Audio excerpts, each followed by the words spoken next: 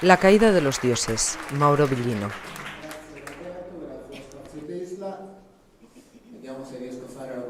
A ver si puedo hacer la conferencia sin collarín.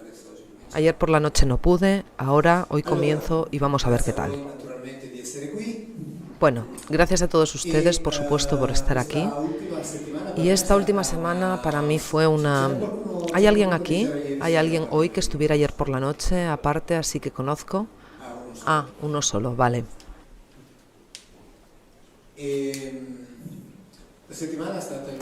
La última semana los últimos 8 o 9 días han sido muy intensos, justo lo contrario de lo que necesito en este momento, porque a partir de la conferencia en Alemania, en Stuttgart, y tener que pasar a través de una verdadera lección en la Universidad del Piamonte Oriental, porque me llamaron para dar una clase, para sustituir a un profesor, entonces con mucho gusto fui a hablar con los estudiantes. Y luego por la noche, cosa que supe 3 días antes más o menos, tuve una confrontación con un profesor de Historia Sagrada.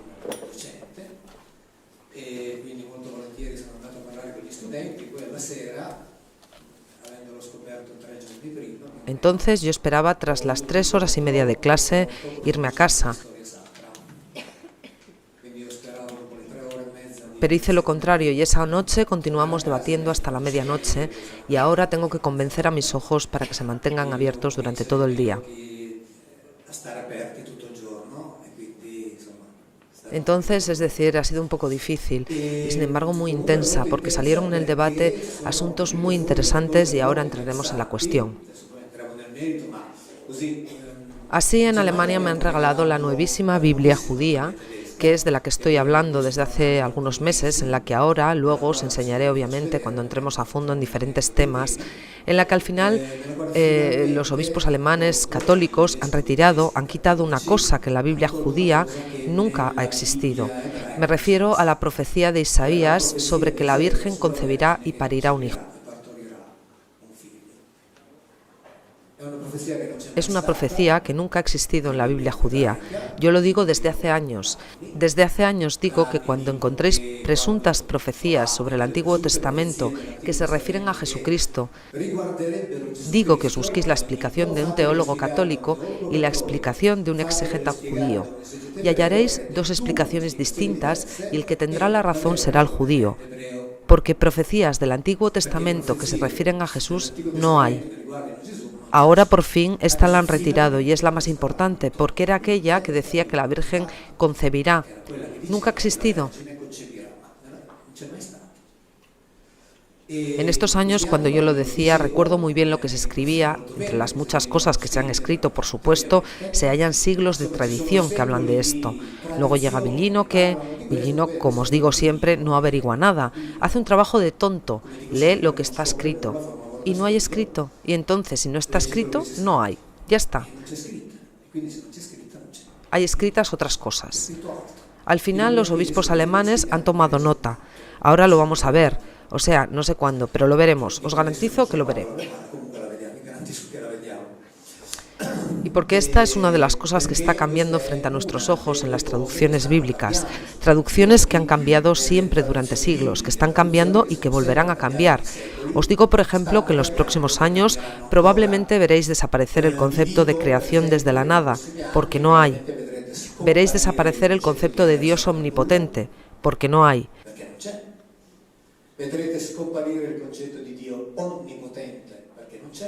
Veréis desaparecer la traducción de Olam por eternidad, porque Olam no significa eternidad. Entonces veréis desaparecer un montón de cosas que hasta ahora se han predicado. Perdona, por favor.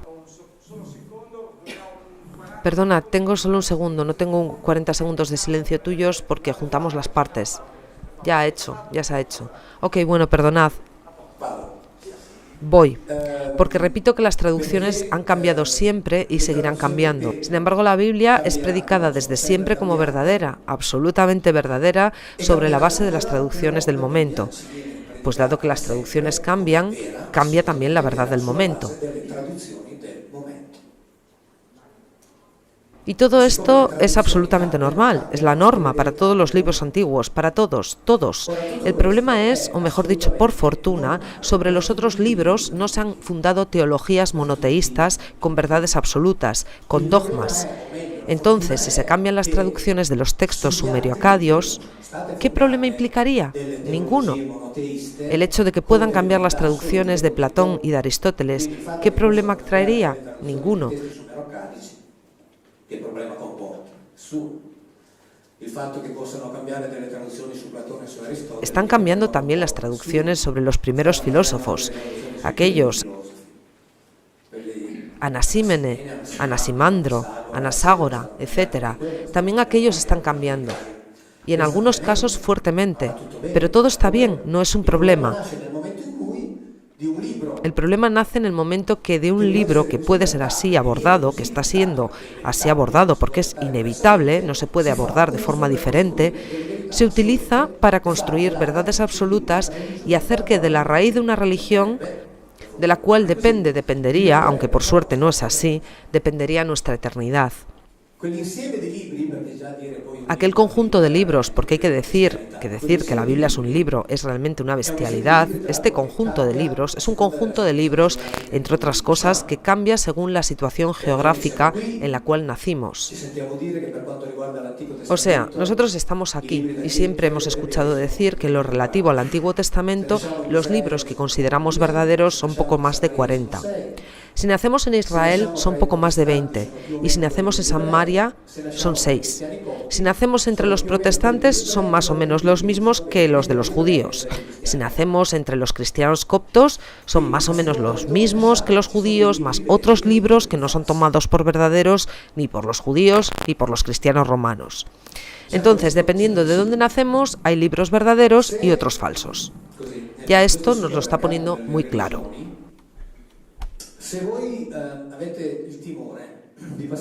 Si en este supermercado de las religiones teméis pasar algunos años, algunos siglos en el purgatorio porque quizá no sentís justos perfectos, quizás habéis cometido algunos pecados menores y entonces tenéis que quemaros un poco, si es así, conviértanse en ortodoxos. Aguanten un poco más, no se mueran esta noche. Mañana por la mañana te conviertes en ortodoxo y así no vas al purgatorio. ¿No va a ser más? Porque para los ortodoxos, esencialmente, el purgatorio no existe. O sea, es una elaboración teológica de los teólogos romanos. La teología ortodoxa nunca la ha elaborado. Entonces, para ellos no existe. Pero seguís siendo cristianos. Siempre tenéis el mismo Dios. Seguís teniendo al mismo Jesucristo.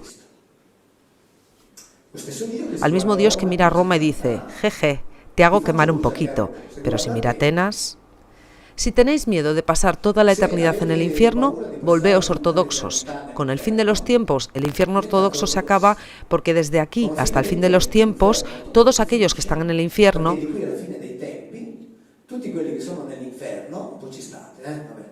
Vosotros estáis ahí dentro, jeje. Hay que tener paciencia, un poco nos toca, yo más. Todos aquellos que están en el infierno tienen la posibilidad de arrepentirse gracias a los sufragios y a las oraciones de los otros fieles. Entonces, todos se van a arrepentir con el fin de los tiempos. Cuando llegue el así llamado juicio final, el infierno cierra sus puertas y entonces nos vamos todos al paraíso. En el supermercado de las religiones, elijan la que les guste más, sin pensar que sea la más verdadera, porque si uno piensa en elegir una religión porque es la más verdadera, sigue lamentablemente engañándose, porque la verdad nadie la conoce, yo menos que nadie, que quede muy claro, yo menos que nadie. Elijan la que les haga vivir mejor, o sea, quien tenga una fe, que la cultive. Cuando yo digo que la Biblia no habla de Dios, no digo nunca que Dios no existe, porque para decir que Dios no existe, necesitamos saber que no existe, pero yo no lo sé. Yo de Dios no sé nada, así que no hablo de Él. Es ya bastante difícil hablar de las cosas que tenemos a mano y que intentamos de alguna manera examinar y entender. Pensemos en hablar de algo, ¿cómo se puede? Y sin embargo el mundo está lleno de gente que lo sabe todo de Dios. Yo no sé nada, por lo tanto no hablo de Él. Yo cuando digo que no hablo de Él, quiero decir que no digo tampoco si existe o no existe, porque no lo sé. Entonces, para el que tiene una fe, Dios existe, sobre todo si aquella fe lo hace vivir bien. Entonces es bueno que quien tenga una fe la cultive. El problema es saber, tener conciencia de esa fe. Entonces el trabajo de tonto que hago yo es aquello de leer, intentar leer lo que hay escrito en la Biblia, en particular en el Antiguo Testamento, que sirve solo para una cosa, sirve para comprender, hacer entender que ahí dentro el Dios que han inventado no está. No está, estoy seguro. Si luego existe o no existe el Dios verdadero, me paro de inmediato.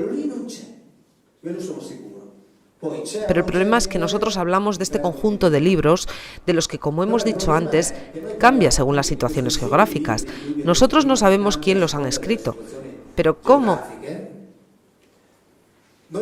Pero dice como el libro de Isaías. ¿Quién lo ha escrito? Precisamente, ¿quién lo ha escrito? ¿Quién lo ha escrito? ¿Quién lo sabe? 66 capítulos. Los capítulos desde el 1 hasta el 39, aquellos que pertenecen a la Comisión Pontificia, se los concedemos a Isaías porque no tenemos motivos serios para negarlo, salvo desde el 13 hasta el 23, que ya sabemos que no lo ha escrito él. Salvo dal 13 al 23 che già sappiamo non li ha scritti lui. Y en los últimos meses, los estudios que llegan desde la Universidad Judía de Israel dicen que los capítulos desde el 33 hasta el 39, también estos, porque hemos descubierto que han sido escritos mucho después de él.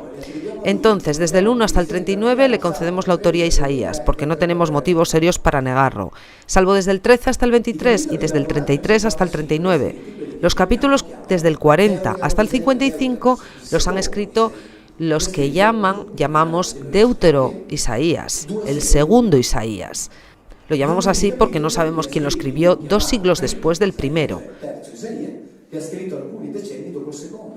Los últimos capítulos los ha escrito uno llamado Tri-Isaías, o sea, el tercer Isaías, que escribió algunas décadas después del segundo. Esto significa que en la mejor de las hipótesis, el libro de Isaías fue escrito por un cierto número de personas, no sabemos cuántas, que han escrito durante al menos 2 siglos y medio. Pero decimos, esto es el libro del profeta Isaías. ¿Cómo se puede? ¿Cómo se puede? El libro de Ezequiel, 1250 versículos. Si alguien tiene ganas de leer la historia de la exégesis, el libro de Ezequiel, se ha llegado a decir que a él se le pueden atribuir quizás 125 versículos. Este libro, o más bien este conjunto de libros, son predicados por una gran jerarquía, papas, cardenales, obispos, teólogos, sacerdotes, catequistas, que en el 90% de los casos desconocen el idioma en el que fue escrito. Por lo tanto, lo predican sobre la base de traducciones. Pero las traducciones cambian continuamente y cambian mucho.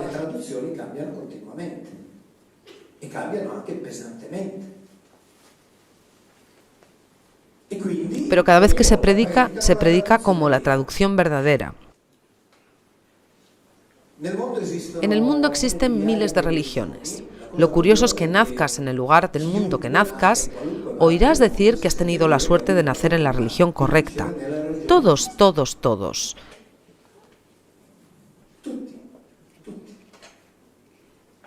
¿Y quién establece cuál es la religión correcta? ¿Quién tiene el poder sobre las religiones y dice, tú tienes la suerte de nacer aquí, esta es la religión correcta? Bueno, ellos la predican sobre la base de traducciones. Luego en el mundo hay aproximadamente 2.000 millones y medio entre católicos, protestantes, ortodoxos.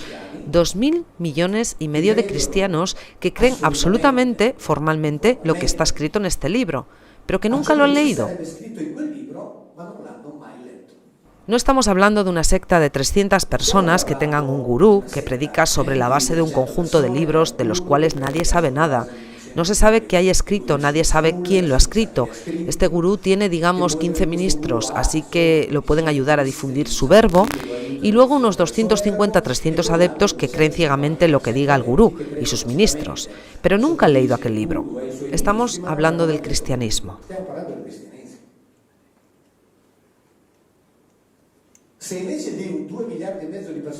Si en lugar de 2.000 millones y medio de personas hubieran sido 200.000, a ninguno de nosotros le resultaría difícil decir que aquello es una secta.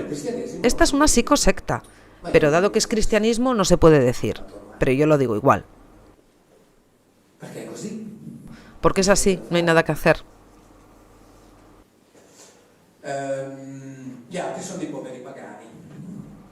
Que son paganos. Dentro de 2000 años, algún arqueólogo excavará aquí, donde estamos nosotros, cuando estemos completamente cubiertos, y encontrará 1000 estatuas de un hombre clavado a una cruz de madera, plástico, yeso, lo que queráis, metal. Hará investigaciones sobre eso y probablemente, salvo que no se produzcan, entre tanto, otros acontecimientos, llegará a la conclusión que es la conclusión actual, que de pruebas reales ciertas sobre la existencia física de esto, de esta persona, no hay. Evenienze che vengono fuori, arriverà alla conclusione, che è la conclusione attuale, che di prove storiche certe dell'esistenza fisica di questo qui non ce ne sono. Badate bene, io sono, perché così almeno sgombriamo il campo dei equivoci. No se equivoquen, yo soy, así aclaramos los malentendidos, yo soy de aquellos que piensan que ha existido, por lo tanto yo no estoy negando la existencia histórica de aquel rabino judío mesiánico, pero si vosotros me pedís que os diera pruebas históricas sobre su existencia, yo no las tengo, ¿vale? No las tengo. Quindi se questi arriveranno a questa conclusione, diranno che adoravano un idolo. Entonces, si estos llegaran a esta conclusión, que nosotros adorábamos a un ídolo, tras el cual luego estos adoraban, además de él, en cierto punto hacia adelante, han empezado a adorar y a divinizar a su madre como deidad.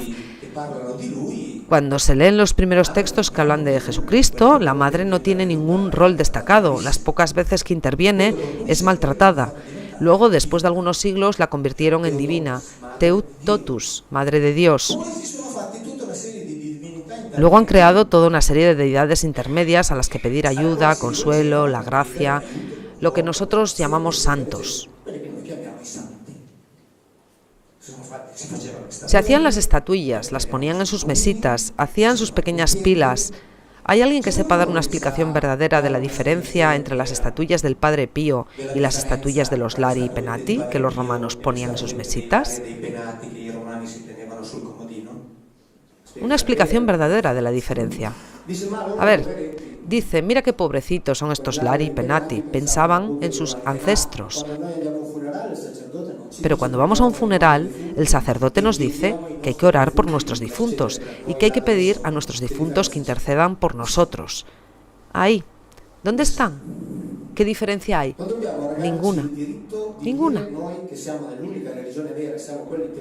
Los babilonios utilizaban la geometría trapezoidal para calcular las órbitas de los planetas y usaban una trigonometría simplificada respecto a la nuestra, pero no en el sentido infantil, sino en el sentido de que estaba más simplificada de forma inteligente.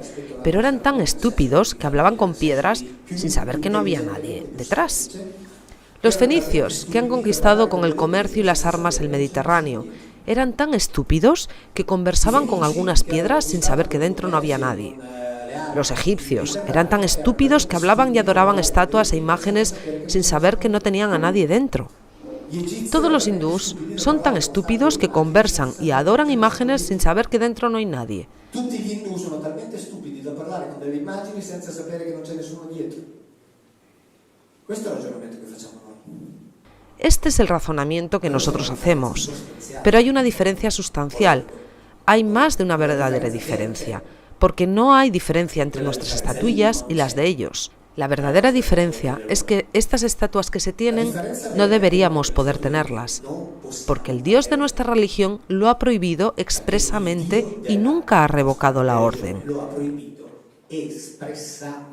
Por lo tanto, deberíamos ir con la Biblia a todas las iglesias y decir, quita todo eso de ahí, porque son todas una blasfemia contra Dios, porque Dios ha dicho, nunca construirás imágenes ni rendirás culto a ninguna imagen y no te arrodillarás frente a imágenes creadas por ti.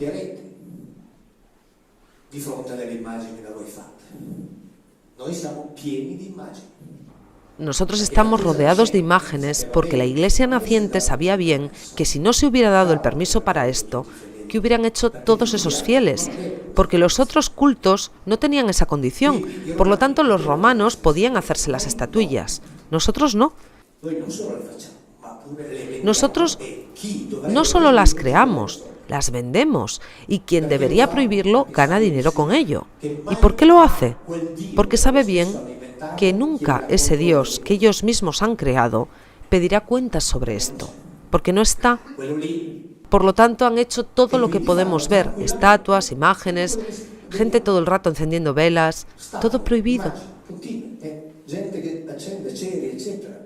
Luego, con los siglos, se han inventado las explicaciones, pero las explicaciones son inventadas. La orden es perentoria.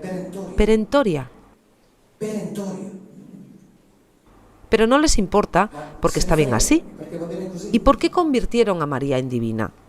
Porque todas las otras religiones tenían figuras femeninas y el cristianismo no podía quedarse sin ella. Entonces, por supuesto, han elaborado también estas cosas. E quindi ovviamente si sono elaborate anche queste.